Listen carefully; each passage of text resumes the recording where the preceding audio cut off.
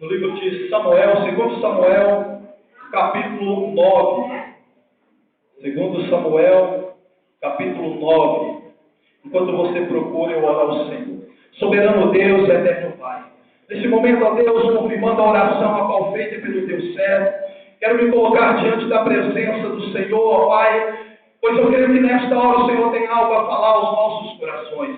Meu Deus, que nesta hora caia por terra todo o ego, todo o erro da minha vida, e que seja somente o teu Espírito Santo falando conosco mediante esta palavra. Deus, tu és santo e poderoso, por isso nesta hora, em nome de Jesus, também quero repreender toda força contrária do mal, todo ladrão de mensagem, todo mal que tenta, Pai, lançar algo errado na mente das pessoas, para que não entendam a tua palavra. Nesta hora que o Senhor possa queimar a fogo todo esse mal, e que o entendimento dos teus servos seja aberto, para entender o que o Senhor tem para cada um de nós nesta noite. Eu digo, eis-me aqui, Senhor.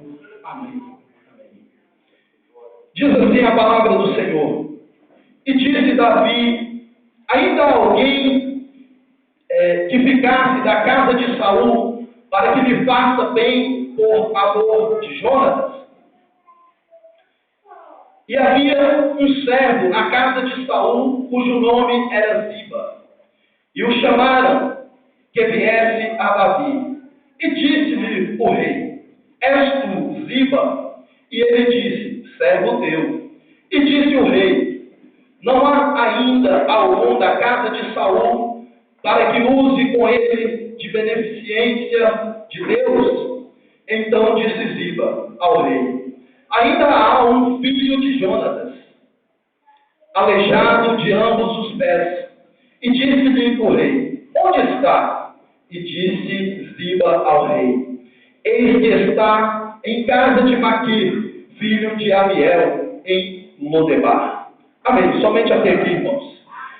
Fique na dispensação do Espírito Santo de Deus. Glória a Deus. Aleluia. Irmãos, estamos diante de uma palavra poderosa, uma palavra maravilhosa, a qual eu disse que hoje, um título, a qual o Senhor tocou ao meu coração. Não quero dizer, Deus me mostrou, não. O Senhor tocou ao meu coração, e eu pude ver isso. Que durante um ano, quem sabe, ficamos parados em um mesmo lugar. Se você olhar na sua vida espiritual, quem sabe você vai olhar, não evoluir nada. E a nossa vida espiritual tem que estar evoluindo, tem que estar crescendo, tem que estar movimentando, não pode ficar parado. E aí eu olhei para isso e disse: estamos vivendo espiritualmente em uma terra seca. É momento de sairmos da terra seca. Então eu coloquei esse título.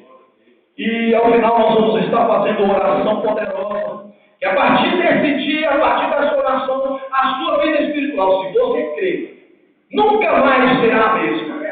Você vai fazer algo a qual Deus colocou na sua vida há tempos passados e ainda você não está exercendo.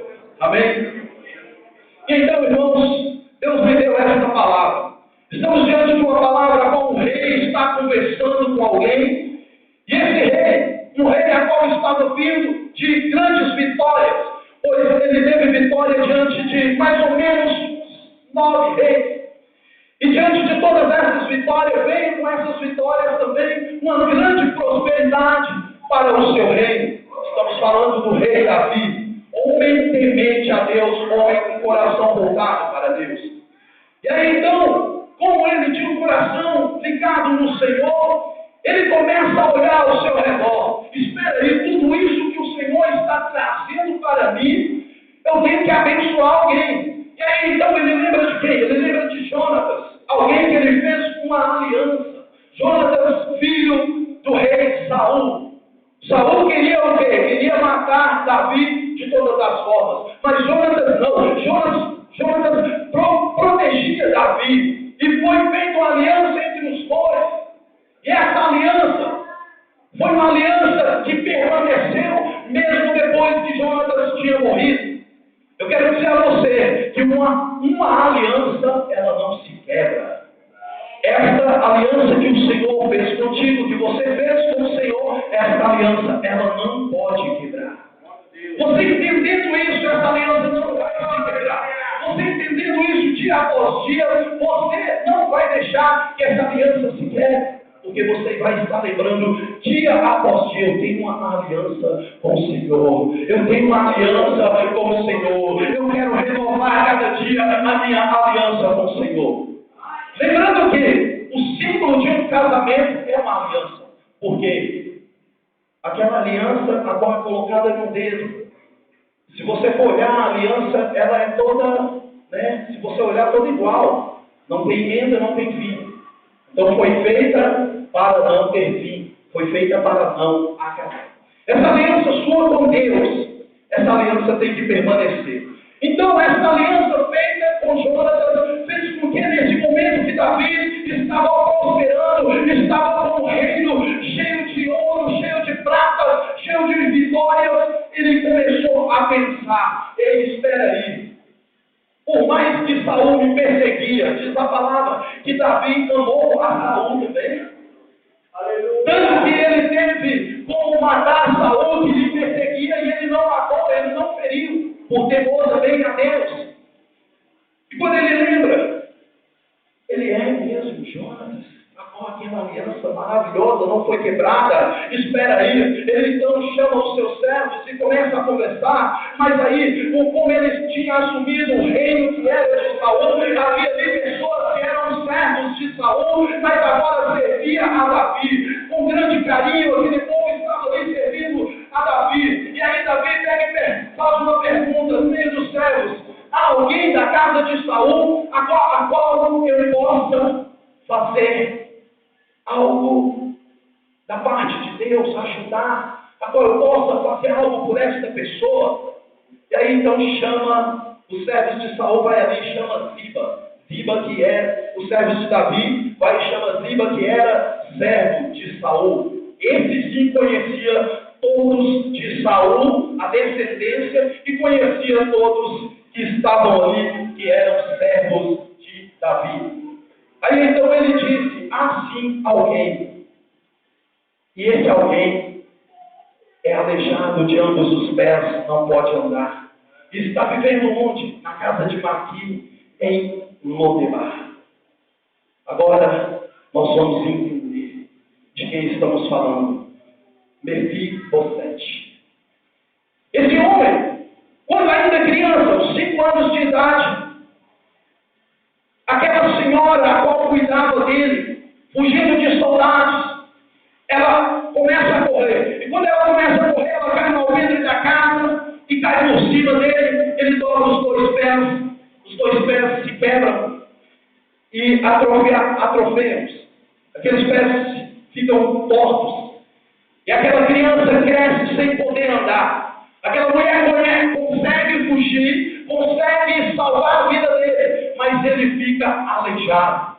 E aí então, depois de um tempo, como narra esta palavra de Deus, ele está vivendo em Lodebar. E Lodebar significa terra sem pastor, ou terra deserta, ou seja, terra seca. Uma terra onde nada é alegre, onde você olha, aquela terra é triste, aquela terra não está movendo nada, porque não tem povo. E o povo que vivia ali era um povo triste, um povo sofredor, a qual vivia naquele lugar. Pelos historiadores, você estudando, você vai saber, aquele povo que vivia ali era somente um povo de baixa renda, mas é baixa mesmo, um povo a qual mendigava. Pensa aí, ele vivia numa terra de mendigos e ainda vivia de favor. E quando aquele povo, no final da tarde, se reunia ali para contar algo da sua vida, eles só contavam coisas tristes, não tinha algo para se alegrar. E algo mais triste, eu posso meditar, eu posso imaginar, vinha alguém trazendo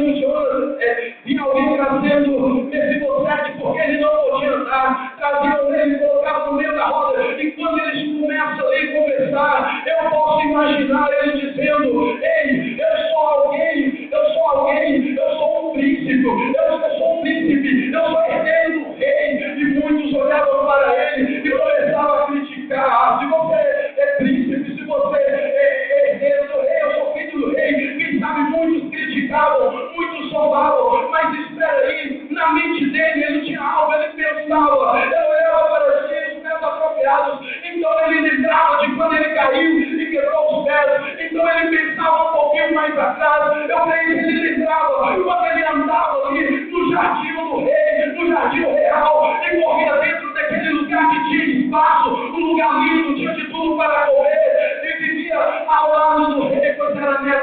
dele. Eu quero que ele